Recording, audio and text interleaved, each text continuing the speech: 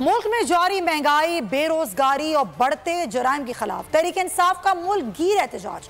मुख्तलिफ शहरों में रैलियां निकाली गई। कराची में PTI ने रीगल चौक पर एहतजाजी मुजाहरा किया, जिसमें ताजिरों समेत शहरियों ने बड़ी तादाद में शिरकत की। ताजिरों का कहना था कि मुल्क की मईशत तबाही के दहाने पर पहुंच गई है।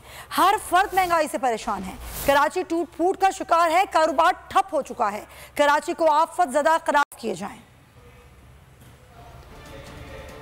मैं हूं इमरान रियाज खान। अब आप मुझे देख पाएंगे सिर्फ बोल न्यूज़ पर। इमरान रियाज खान साहब जो हैं वो बोल फैमिली का हिस्सा बन गए हैं। बड़े अरसे बाद किसी चैनल ने हौसला किया है, तो मुझे ऐसा लगता था कि हमें बोलने की इजाजत नहीं मिलेगी, लेकिन बोल ने डिसाइड किया कि बोलने की इजाजत वो लेकर देंगे। मुझे बोल की एक चीज बहुत अच्छी लगी कि बोल ने कैटेगोरिकली कहा कि जो करना है करो, हमने अपना कोई बंदा नहीं निकालना। इमरान खान बोल के साथ जुम्मे से इतवार रात 10 बजे। सबसे ज्यादा व्यूज, सबसे ज्यादा रील्स और सबसे ज्यादा रेटिंग के साथ बोल अब भी नंबर 1 पोजीशन पर बरकरार।